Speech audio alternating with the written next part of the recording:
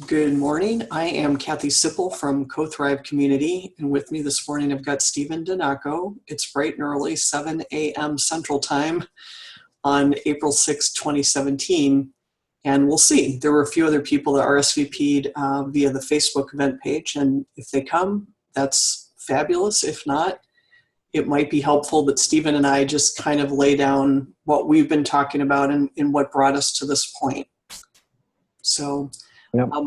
Yeah. So Stephen, do you want to say anything? I mean, you've been with me through this journey, so you could recap it just as well as I could. Yeah, sure. Yeah, and I'll invite you to fill in any blanks too. Yeah, we'll definitely help each other. I just don't want it to be like the Kathy show. Yeah, sure. Yeah, so this is, so how long has it been? 3 years almost, or is it two? A little over 2 years. Over 2 years, right? So, so I was excited about Kathy's idea of having a virtual kind of co-working, sharing community, and I also was excited by the prospect of that people from different geographic areas could contribute to this community, and you didn't have to be in the Northwest Indiana to do it, even though a lot of us in CoThrive are, of course. So the idea of a virtual community was something I was interested in and continue to be. And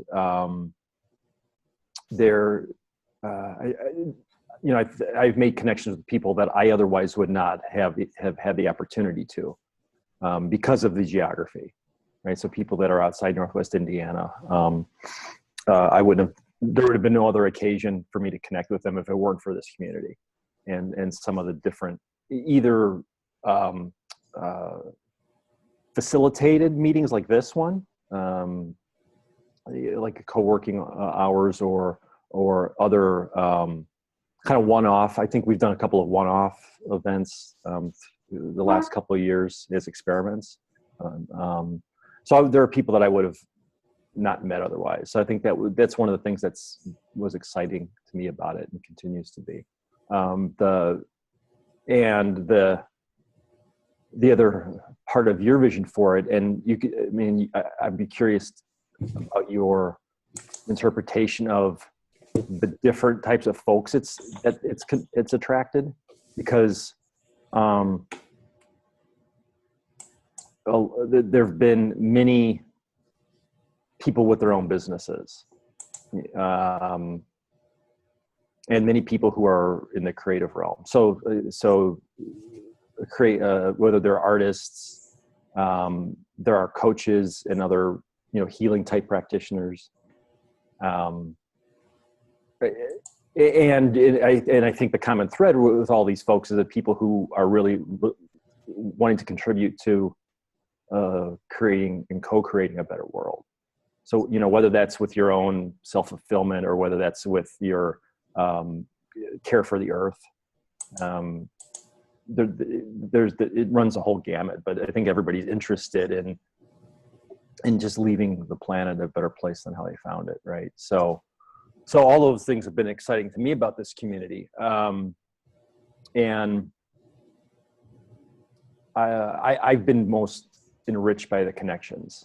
So that's one part of it for me. And then the other part is the opportunity to share my work with the community. So whether that's been through, Kathy, you've helped promote a couple of different webinar type things I've done. So I did a Hearthmath, a seminar or online webinar a couple years ago around Christmas time, because it was around holiday stress. And so there's things like that have allowed me to introduce myself and help people get acquainted with what I do, which I think are really valuable. And had you done a webinar prior to that? That's a really good question.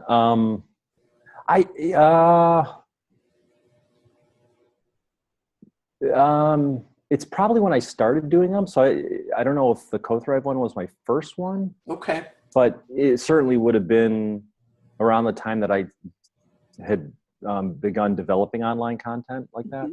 Mm-hmm. So at the very least, it was a good it would have been a good practice platform for it, and doing it in a safe environment around people that I know were in one way or the other interested in the material. We've kind of Right. used the word beta testers a lot. Yeah. It's a good kind of farm team to help you, suss out content, and it's a friendly audience usually that will give you honest feedback, but is usually interested in what you do. Yeah, and they value it, so they they have gotten something out of it, which is great. I mean, for me, I know probably most people in CoThrive, are interested in the type of work that I provide around, heart-based coherence and, career coaching and so forth. Right. So, and spiritual counseling. So it's like, I know there's a ready group of folks that are receptive. So I feel safe presenting and offering my material, my work through this community. And so there's that. And then the other part of it that I wanted to say was just making the connections. I mean, there have been various people in this community that I've made connections with, like I said before, that I wouldn't have had opportunity to because of geography, or that they were just people that weren't in my world before. And it's just always good to grow your own network of like-minded folks. So yeah, and I've heard comments from people that they said this kind of reminds me of like the salons from in Europe from centuries past, that thought leaders come together and just share ideas, and it's not always the same people each time, but we've had artists, we've had people with nonprofit startups, we've had, as you said, coaches.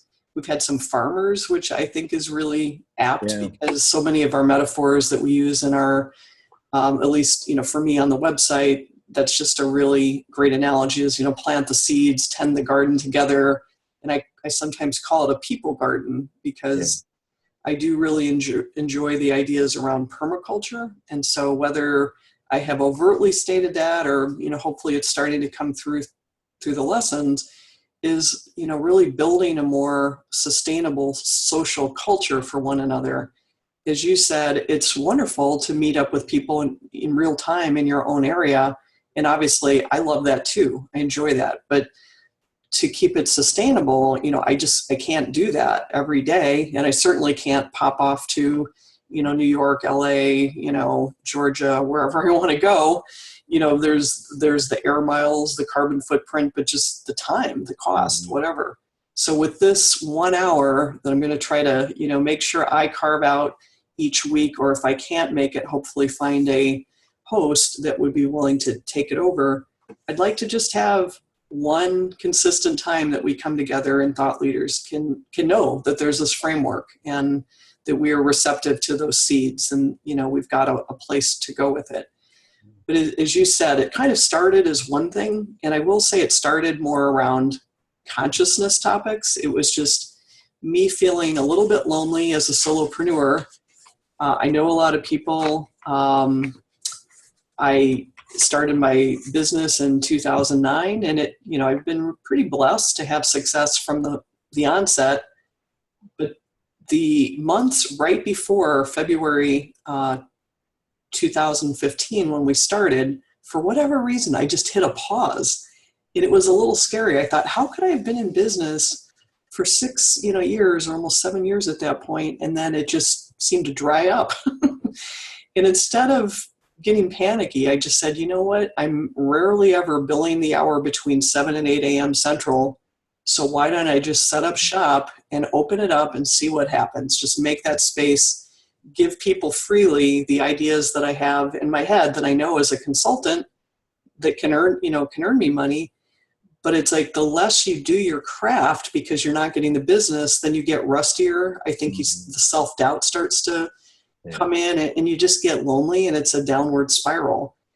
So I've seen a lot of friends of mine that started business that no longer have their own business. So certainly that was one area that I wanted to support was, business members and helping them break out of their silos to interconnect and kind of, give people tools to stay on track, a certain level of, sharing, accountability. I don't know. What are some of the other things we talked about? Celebration.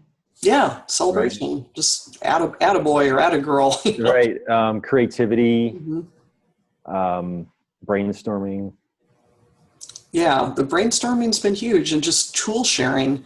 Yeah. Even though I work in the social media space, I will say that social is definitely my bigger interest. It's the people angle, the Right. social and emotional intelligence that I think really drives effective and fun social media. But there have been many members who brought me technical tools that I hadn't stumbled across. Another thing I wanted to do in this session is just kind of honor some of the resource people who have told us about things. And I'm kind of thinking of Eric Lehman right now in Ithaca, New York. He told me about Thunderclap a couple years ago. Yeah. And, we just kind of had the idea that, hey, if we could get, CoThrive members supporting one another when there's a really big announcement through Thunderclap, it's a Crowdspeaking platform. And we did a whole session on that. So I'm not going to talk too much about that now. We did a session on crowdfunding. Stephen, you've done webinars on how to write your own book, how to self-publish. And I can definitely include links to all of these things. We've been at it now for 2 years. And I just think having this kind of fixed session will give us a framework where we can kind of lay down the tracks and almost create a wiki, if you will, to all those different resources that we mention in this. So if anybody's listening to this after the fact, they can at least kind of get caught up eventually with where we've been, the tools we've discovered, and who they might want to meet today. And so, after about a year of doing this, one thing I saw is that, Stephen, you wanted to offer, your services, for instance, to other members, and you weren't expecting a cash payment because, you were, as you say, kind of maybe beta testing. Right. Or other members appreciated the same, opportunity. And so what I saw is that people were no longer coming to CoThrive to get simply what I was willing to offer, which is mainly the technology or the connection. They wanted to start exchanging with one another. And are you seeing the images on screen now? I just want to make sure that that's showing. Yeah, you've got the CoThrive community. The Timebank. Right? Yeah. So while it started as, something that was supporting business members as like what we've called a virtual co-working session to support all those things we've already talked about, I saw that we needed some kind of a system that would allow members to track energy exchanges among one another. Because, while I was trying to encourage co-creation and joint ventures and that kind of thing, when it got down to the money, like, well, if we're going to do this webinar, how much do you want out of the proceeds? How much am I going to get? Mm-hmm. Money just sort of became a barrier. I don't know if it's because we tend to attract so many heart-based entrepreneurs, or it's just a sticking point, or whatever. But I just thought, oh boy, I hate to see those great potential projects get stymied before we ever get off the ground. So what are the alternatives?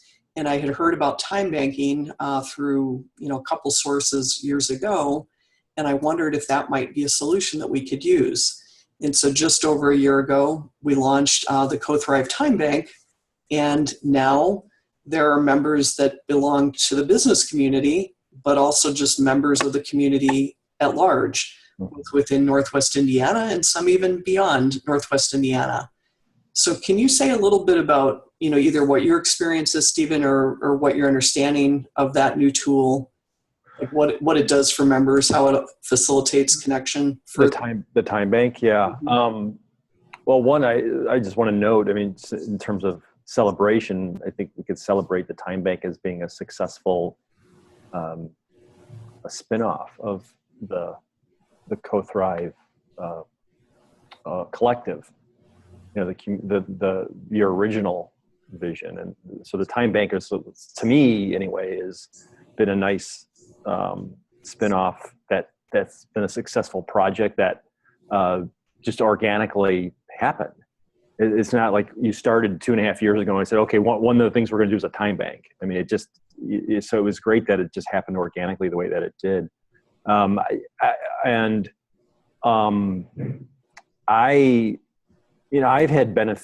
I've benefited from it both as somebody who's provided services through the Timebank and who's received services. And there's, I'll just talk about the energy of exchange for time.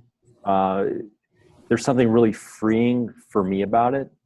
The whole idea of time as currency, because the way that I experience it is that everyone's time, and I think this is the concept of time banking in general, is that everybody's time is equal. It's worth the same, right? So regardless of what you do, what you provide, how educated you are, or how many credentials you have, the time is still equal.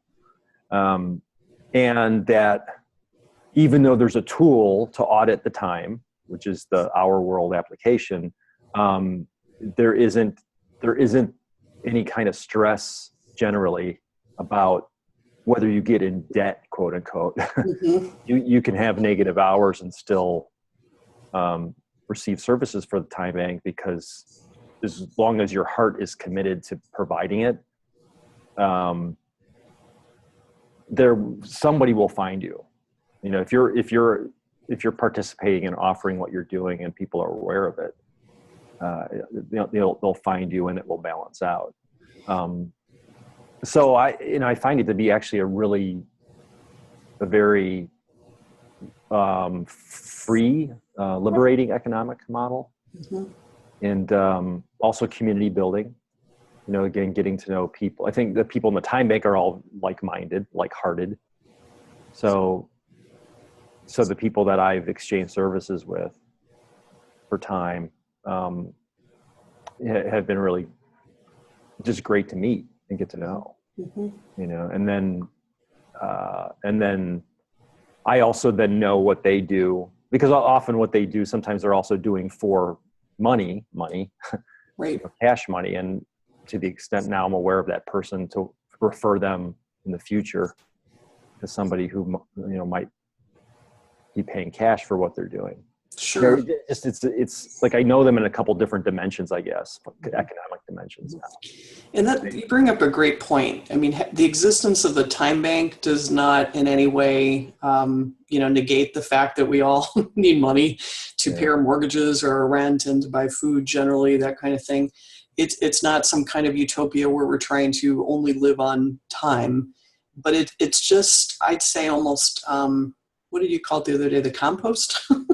Where you said things are composting, Right, yeah. So it's kind of the help that you get for that little seed of an idea with, friendly resources from the garden to get it started. And then, maybe you take a new, lean model business. And that's the thing. I mean, I see the time bank as being able to maybe take somebody from the general community that has never considered themselves a business owner, that finds something they really enjoy, doing, that they realize, hey, there is a market out there. I could make this into a business. Or somebody's got an idea for an innovation and all of a sudden now they can do it. They've got an idea for a book.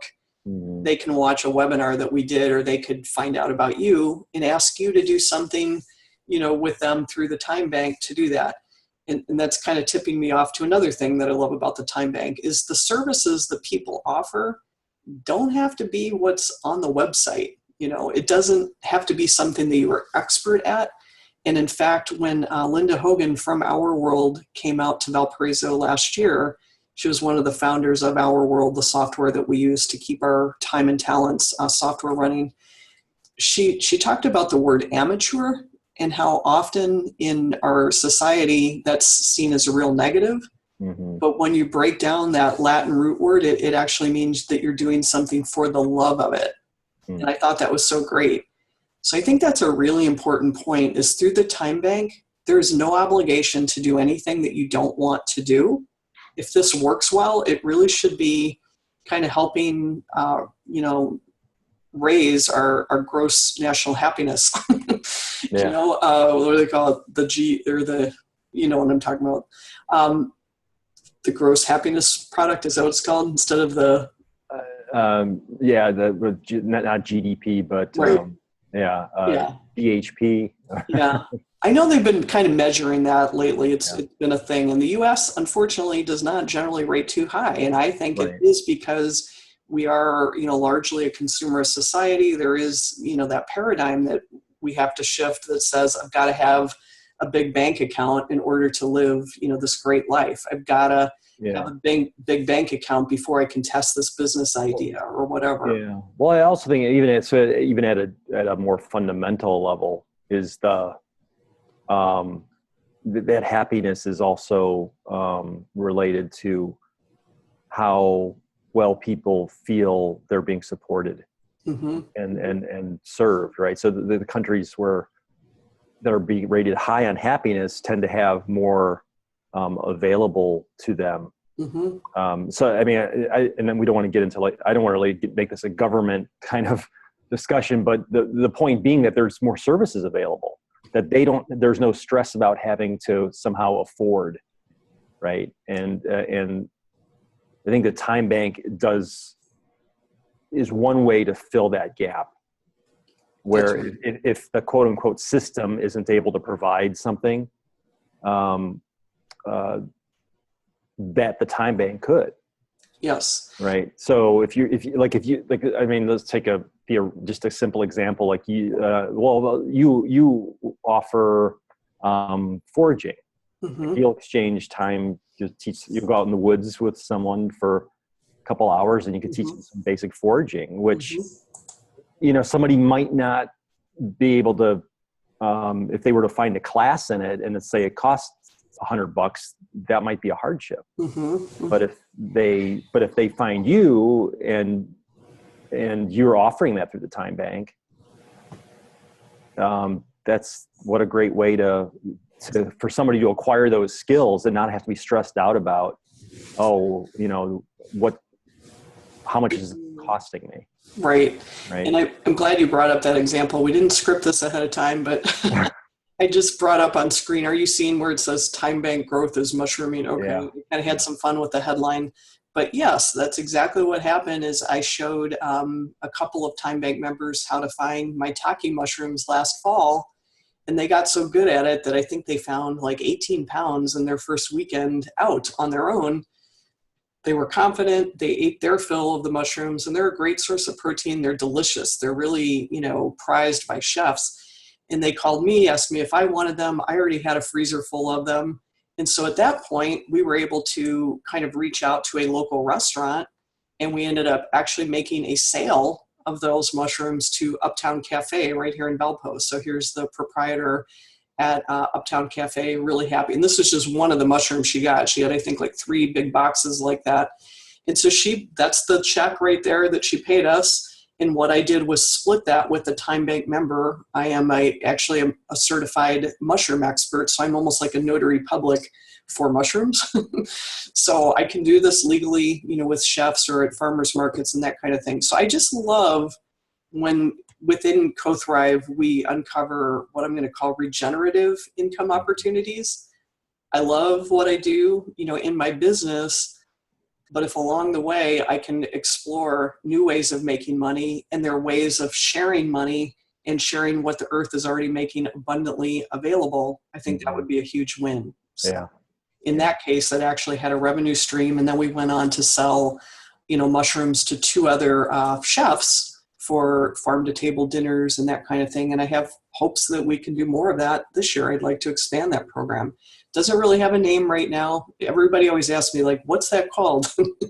It's just, I think the Timebank is going to develop a lot of threads of activity that involve multiple members, around a theme. And that's why another reason I thought we had to kind of step up our game beyond the Our World software, which is great. It's really great. It allows, kind of a transactional analysis or, listing of services, requests for services, and it is fabulous. And I just want to put out a quick technological, explanation of how people can get in. Is that okay if I do that right now? Okay. Sure. So if this is a conversation, number one, that you'd like to join in the future, this is how you would do it is you just simply go to bit.ly/CoThrive Jam. And that's going to lead you to this spreadsheet where you can kind of tell us who you are, if you've got a topic or question that you'd like to discuss. I don't see it on my screen. Oh, I'm sorry. Here now. There it is. Okay. I think I had it on pause or something. Okay, thank you. So bit.ly/CoThrive Jam. So that's just a link shortener that will take you right to this document that's hosted on Google Drive. It's got basically a spreadsheet where you can list your name, the topic or question that you'd like to cover. And Stephen had the great suggestion of a recap of CoThrive's evolution and looking for insights from people who are hearing this about the continued co-creation of the community. So that's exactly what we're doing today, telling you where we've been, hopefully, some ideas around where we're going. So once you sign up here, what you're also going to want to do is make sure that you save this link. This is Zoom link. This is the meeting platform that we're using today and that we expect to continue using into the future. However, you'll want to check this, for the date. There may in the future be some different platform. So just go to the date, where we're meeting, check that link. And then in case, Stephen may be hosting in the future, he has his own link that would look different. So unfortunately, you can't just automatically assume it's always the same link each week. It'll probably usually be this very exact link. But in any case, that's how you can join us on this online thread. And then during the course of discovery, in these sessions, if we find that there are topics that we'd like to dive into more deeply, I, for example, have really gotten excited about this idea around social permaculture. There's very little out there that I've seen. And I think that these permaculture principles are just so helpful once people understand them and start to apply them in their lives and in their business, that I'd really like to develop an interactive game on, an online game. And not just a silly game, but a game that actually helps people win, in life or in business. So I'm almost thinking I might need 2 versions of that. I don't know. But I guess, I'm just putting it out there for interested participants that might either be interested in the topic or that might have some ideas around tools, resources. That's my ask today. So you can do the same thing, is once you've got an idea or a need recognized, this is a great place to kind of, catalyze interest and responses. And certainly you can talk to people one-on-one. You can pick up the phone. You can do whatever you both agree to do. But eventually, if you find that you're starting to exchange energy with people and they're honoring you with their time, I strongly recommend, to keep it sustainable, that you go to this next little link up here, which is a join the Timebank link. Because I really think to make it sustainable, you need to make sure that we're not taking advantage of anybody in the group. We want to honor them with time. So when you click on that, that's going to take you right to our world that we've already talked about.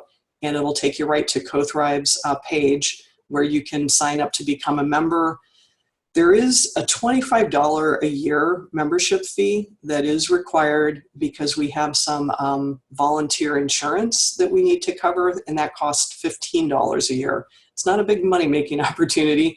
And then we've got some hard costs with, the website hosting and just, some other things. If you are local, certainly we'd love to have you at some of our potluck dinners, things like that. We buy name tags, we buy cups, whatever. Again, it's not a huge amount, but $25 is the donation that we ask for.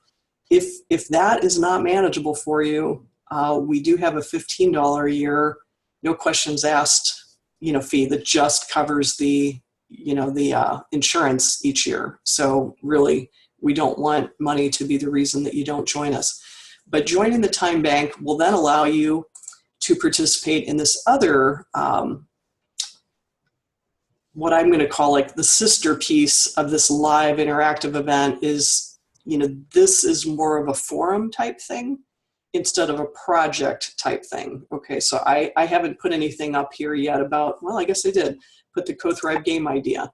So this I see as being a subset of the people who are in the Timebank. You could be in the Thought Leader Jam session and not feel the need to, come over here and, we're figuring it out, quite honestly. I'll admit it. I'm a work in progress. It's like I just got both of these ideas last week from Tony Budak, who is the Timebank coordinator, a friend of mine out of Ohio.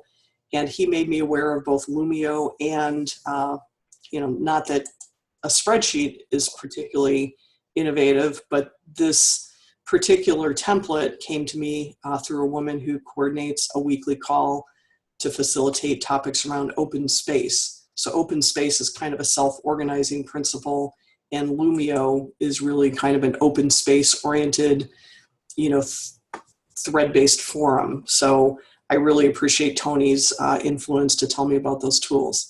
So is that clear, Stephen, or do you think somebody just listening to this could find that out, or do we need a recap? No, I mean, I think that's pretty good. Basically there's the Google Sheet, and then there's the Loomio forum platform. Yeah. And then with the spreadsheet, you can submit ideas for thought leader jams, and then also more detail on your deep dives. Right. So one of the key points, right? Yeah, we've got the hotline, and anchoring it at a certain time was a big request that came from a number of people. Yeah. I was kind of just carving out, X number of hours a week around my very busy schedule, and then putting it out there, kind of hoping to change it up and attract different people different times. And some people told me that was a little chaotic. They really needed something that they could consistently know this is the time. I've heard from some people, unfortunately, they think are brilliant, and I'd love to see here that said, oh, I'm a theater person, or that is too early for me. I get it, or I'm not coherent at that time of the morning. There are just days when I'm starting to work like at 8, and I can't consistently be available at another time. So for those of you where this doesn't fit, my apologies. At least you can listen and decide, how you'd like to fit in other ways. Yeah. So for those of you who are already, members of the Timebank, I hope that you will come into this as well. I am a marketer, and I've got a history in sales as well. And there's a graphic or a concept that's referred to in those realms called the sales funnel. And I haven't exactly ever had a funnel where people understood how to enter into conversation or, to enter into CoThrive. And I think that this jam session is going to be a really good starting place. Like this piece that we're recording today will be a good step one, so that you can figure out, am I a business owner? Perhaps if so, I'd like to join the CoThrive Collective. Right now, I don't know that I'm going to always continue this, but I have been offering a 30-day free trial for that, just because it is kind of hard to explain what it is. And sometimes just being a part of it for a little while and checking it out is good. So this may go away in the future if this isn't here. Oh, okay, might have already gone away. In any case, if you go to cothrive.org free, check out cothrive.org and look for the free trial. I'm going to put it on you. If you're really motivated to do that, you will find it.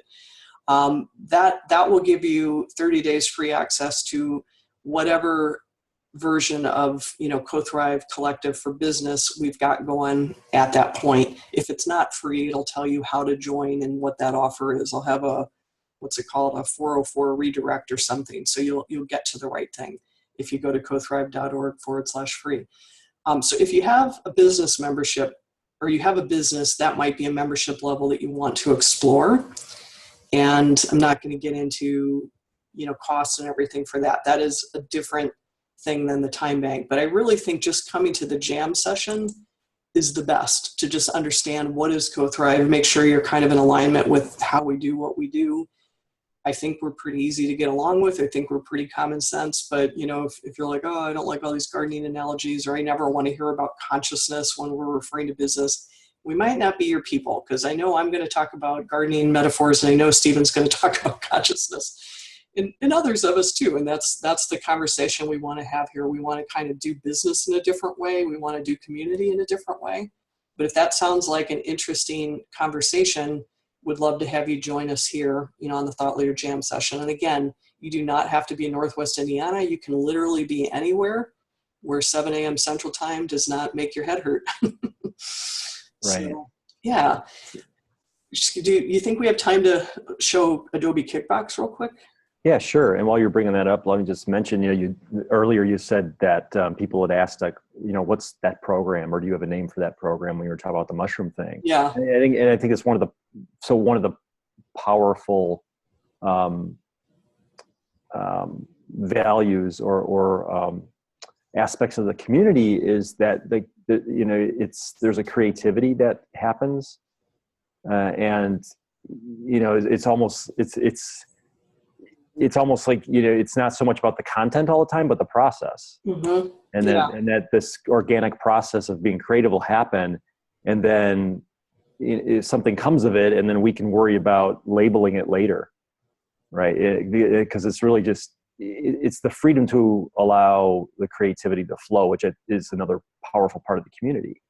And I think probably a lot of people come in, a lot of us come in from having just very kind of left brain experience. So we want to see, we have to have or we expect to see the plan, right? So what's the name of your program, and what are the steps that that are part of the plan in order to execute it, right? And what's, again, I'll use the word liberating here, is that we follow the flow of creativity. And things we can allow things to coalesce, in their own time and through their own process. And actually then we're not hindered. And this is not to say that plans are bad. I certainly came from a project planning background. So there's certainly value to that. But we're not limited to that as the paradigm. And one, I guess, drawback that I've seen for some entrepreneurs or, innovators or whatever, is they have such a strong, I'm going to call it ego identification with their plan, that they're not very receptive to input. And it's just like going headstrong into the world, like, here's my plan, and like, how receptive is the soil for that seed? Yeah. And here I feel like you test the seed first and then you take it out, after it's already, like in gardening, they call it hardened off, Mm-hmm. harden off this little seedling. And then when it gets out in the big bad world, it's not so likely to crumble. You've supported it, you've grown it, you've tried it. And so, I think, just trying to kind of chuck some seeds in the ground and see what grows. Like, what did people like that I did? Right. That's really how I started CoThrive. I had that 7 to 8 a.m., time frame. And I just asked myself, and this is kind of like an access consciousness question, is like, what would bring me joy? I'm like, what I'd really love to share with people? There was bad news going on that week. And I thought, I'd really love to show people how to create beautiful graphics and put, words on them. They're sometimes called memes. Yeah. And just like, how can I teach people that technology so that we can flood Facebook or flood whatever desired platform people wanted to share it on with just like beautiful sayings and beautiful images. So the people that gravitated toward that were artists, writers, and just, people that were that liked that idea. And what happened at the end of it was exactly that thing. We shared that artist's beautiful artwork. She got some new fans, she got some kind of like free promotion. She wasn't really in it for that, but she freely made her images available. We flooded the internet that week with, nice images.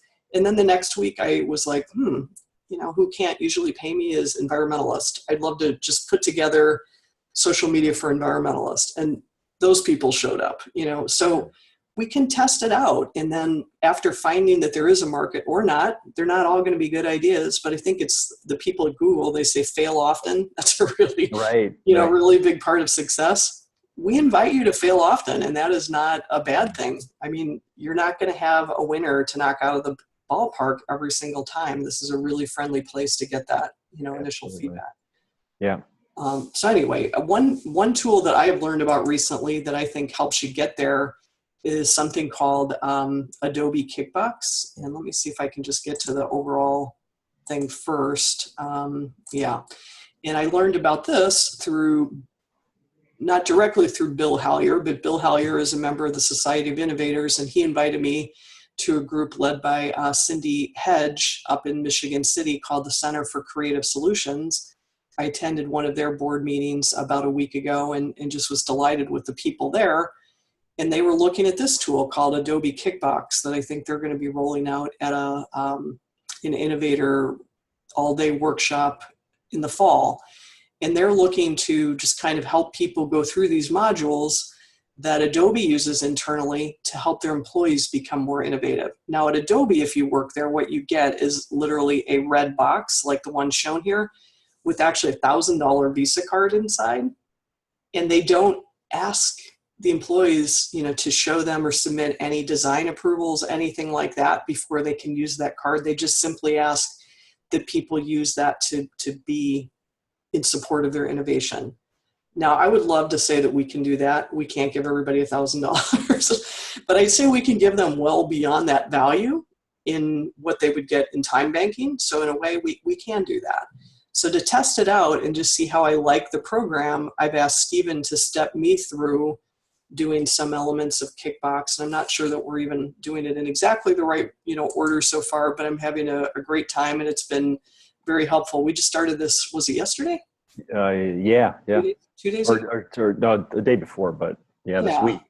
Yeah, but it's really nice. I mean, what we're looking at right now is just called the, the Kickbox Canvas, and it just helps you step through. Like if you have an idea, what's the problem? What's the solution? What's your unique, value proposition, unfair advantage, customer segments? And I think, if you go to a lot of venture capitalists, this is what they ask for. If you go to probably any business coach, this is what they ask for.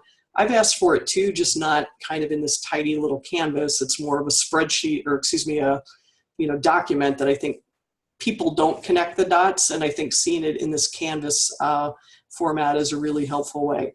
So, this just simply recaps a little bit of what we've already been talking about, that we're trying to help people that are in their silos and, capitalizing on my specific experience. I'm not going to step through all of it right now, but in any case, what we want to do through these talks is just document the tools that we find. We have them actually now. I've started a thread in that Loomio that will show everybody kind of what is the online innovation toolbox. So you can find out, what are these things that we're talking about? Innovation resources, I believe I put them right there. So as we talk, we're going to uncover things, and they will be resources that you can use, in your specific innovation, whether you do that on your own, through the group, whatever. But I love finding these best practices, and I really want to honor the people that bring me those ideas too. So I'm going to do a fair amount of name dropping, only in the nicest way possible. So, again, I thank Tony today. I also want to thank Charlotte Wolfe, because she was really the one who got me thinking about the game idea again. She mentioned a game that I had shared with her about a year ago called Wildcrafting. It's a board game really targeted for kids, but it has a lot of, help and ideas for adults as well. And it teaches people about foraging and using plants for medicinal purposes as well. And nobody wins until everybody wins, which, some people that are very competitive think is ridiculous. But the idea in the game is you've got to gather all the huckleberries in the middle of the board, and then everybody has to make it safely back to grandma's house. So you don't win when you get to grandma's house. You have to go back and help all the other players get there too. And I think that's kind of embedded in the name CoThrive, is I realized I don't want to thrive on my own. I only want to thrive if we're using models that really support everybody's growth that's interested in supporting me. I want to give back and do that as well. Yeah. So,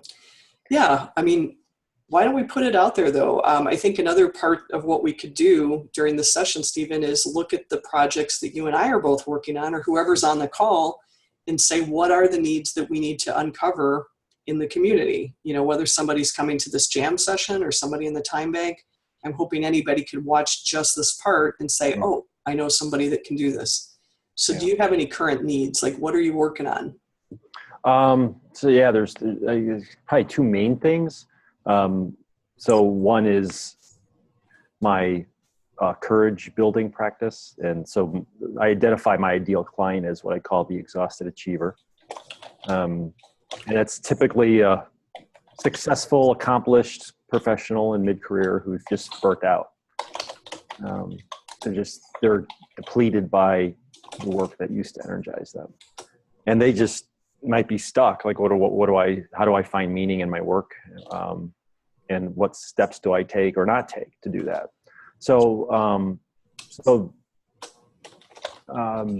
I've been told that a lot of people need my services in that regard, but nobody wants to admit that they do. So that's my challenge. I think that speaks to the fact that it takes a very deep amount of trust and vulnerability for somebody to have to feel with me in order to admit that. And I would say, like, once I connect with people, and I think for those who've met me before on this call, I think my superpower is that people feel safe to open up to me pretty quickly. Mm-hmm. Because I honor their privacy, their story, their confidentiality really deeply. So that's one aspect. And then the other one is, last year I completed 2 different programs, one through the Shift Network called the Shift Leadership Academy, and then the other one through an organization called Humanities Team called the Conscious Business Initiative. So because I have a pretty deep corporate background and have seen the way business is done in a very hyper-competitive way, and at this point in my life, I want to contribute to a more generative world, including in business. I'm starting to build an aspect of my practice that is around working with businesses to help them become more conscious and to become more, you may have heard the term triple bottom line. Mm-hmm. It's more than just profit. It's also about environmental responsibility and social responsibility. So basically, I'm in the process of going through getting certified as a conscious business change agent as a result of the training that I took last year.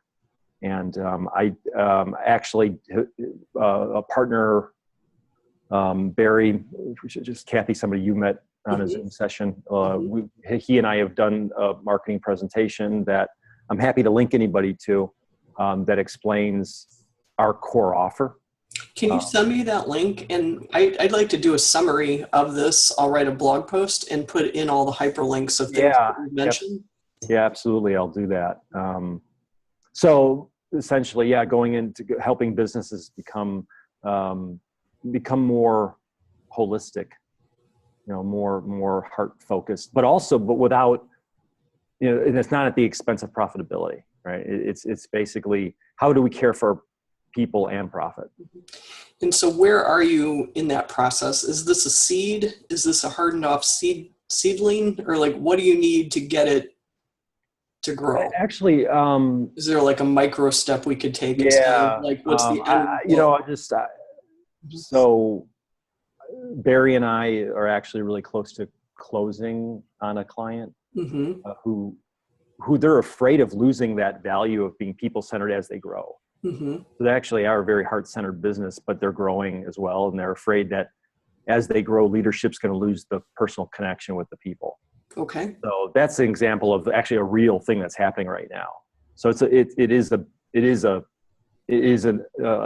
business that we are pursuing. So I think, what I'm interested in is like, who's interested in learning more about what it means to be a conscious business. Okay.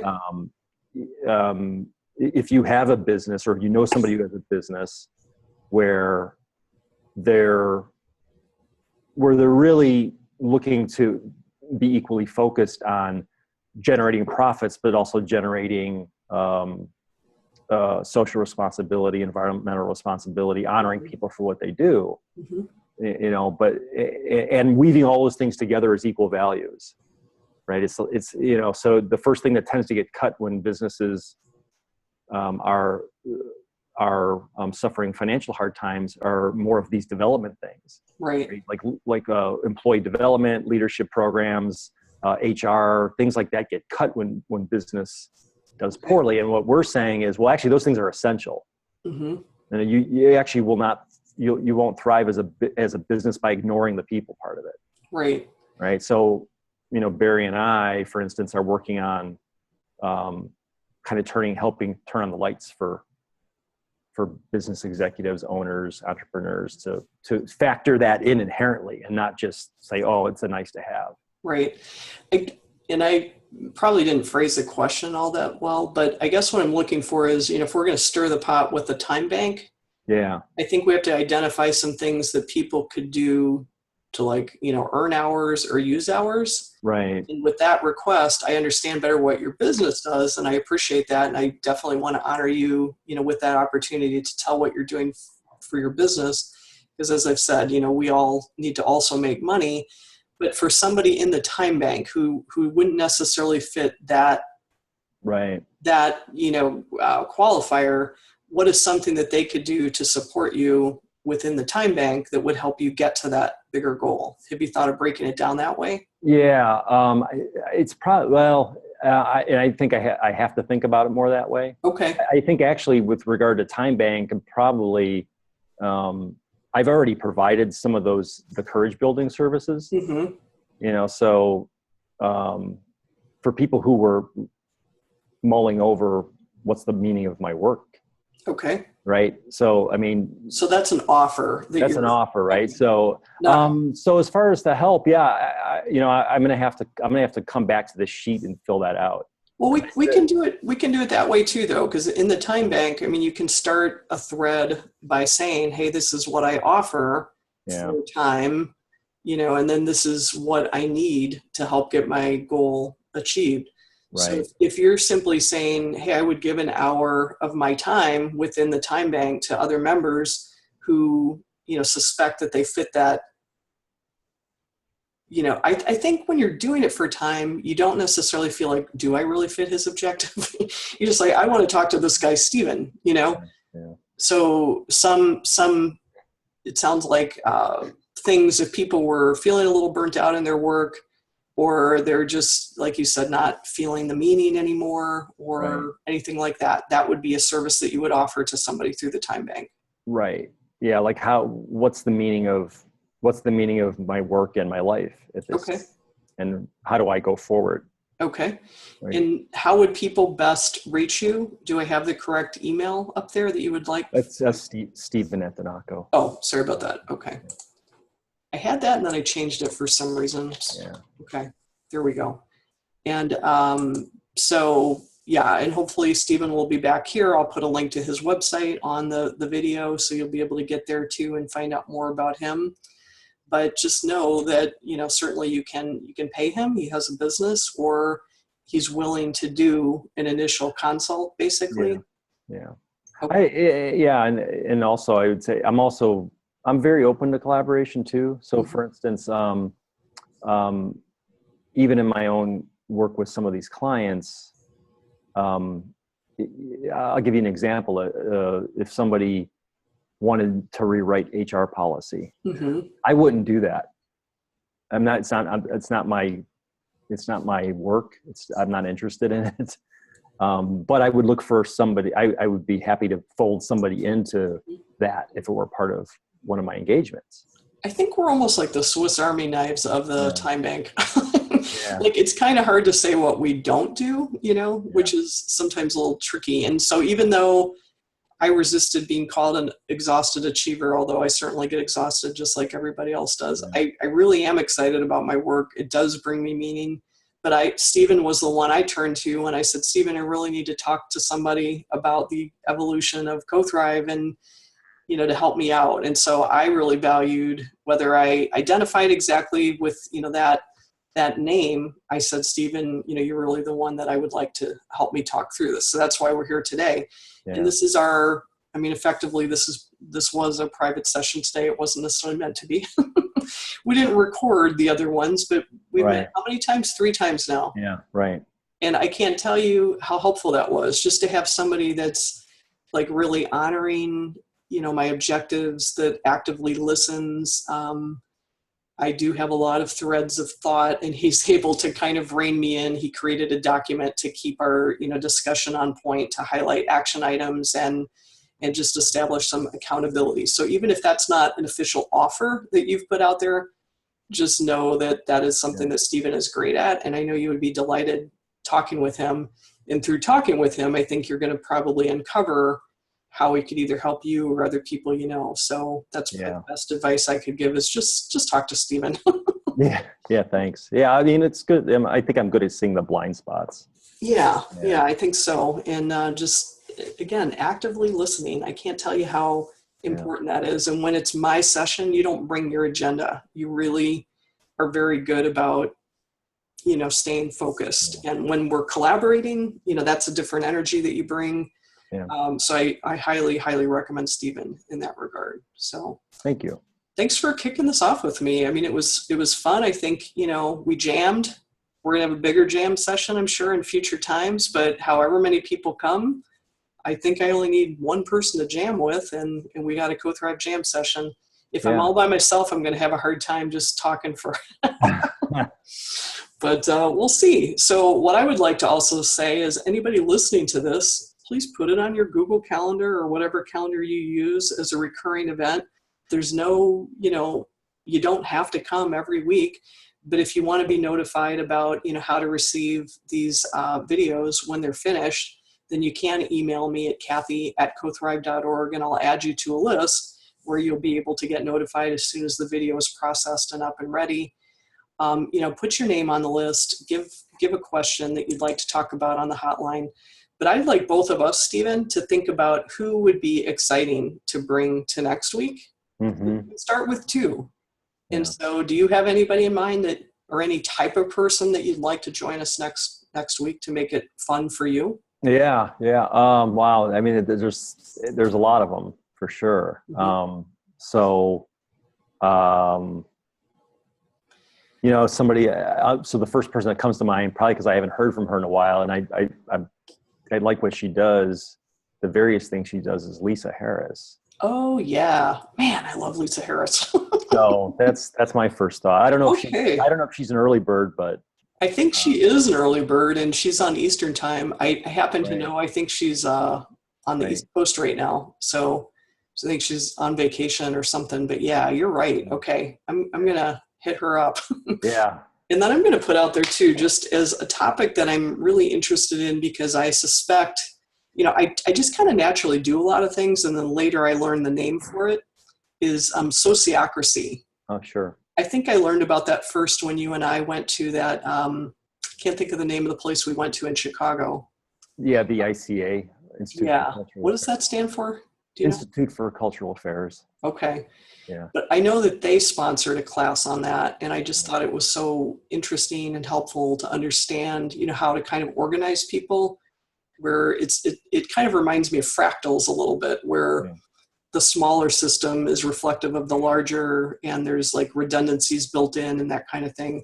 So it's just something I feel would be a great tool for me to learn as a, social permaculture designer, basically. Yeah. Like, I guess I'm really trying to design the community, and I'll be frank, I don't exactly know what I'm doing, because there isn't a great guidebook that I found out there. Right. Well, and that was the point of like these talks, right? Yeah, exactly. Like I rarely want to spend time on this stuff. I mean, that's why it's kind of called thought leader. If I could Google it and find it, I'm totally cool with doing that. And I will listen, I'll binge watch, videos all night. I can't find it. I can't find a place that really synthesizes all the way to put this together for social permaculture. Yeah. So I suspect sociocracy is a tool that would help not just me, but others who are interested in building, sustainable community. So I'm going to put that out there. And I'm going to name, I think she's in New Zealand right now, so she probably can't join us, but I would love to get Stephanie Rurik at some point from the Mutual Aid Network up in Madison. Mm-hmm. I think she'd be awesome, because I really am excited about some of the work that she's doing. So why don't we both just put it out there? I'm going to share the video link with them and let them know they've been specially requested. Absolutely. And it doesn't have to be next week. It can be any time, but I just, really admire both of those people and the work they're doing. So I think if we just keep widening the circle, it'll be a lot of fun, and we'll see what happens. Yeah. And if you're watching this and you want to be one, just volunteer. Yeah. Put your name down and say, hey, I got a topic. I've got a question. And, I'm either interested in this, or I'm expert at this. I'm an amateur at this. Any level of interest is welcome. I think just putting it out there for the topic, it kind of coalesces, as Stephen said before, a little bit naturally. Yeah. So anyway, well, thanks for being here. We're going to go ahead and end, because I know everybody's got a busy day ahead. But it was great to talk to you again, Stephen, as always. Yeah, thanks, Kathy. It's great. Thank you. And John Stephen. I'd love to get John Stephen back. Absolutely. Yeah. And he is an early bird. I know that. So yeah, he's a busy early bird. Yeah. So but it's a good time. He's fascinating too. So I'd really love to see him at some point. Okay. All right. All right. Take care. Thanks so much. All right. Bye-bye.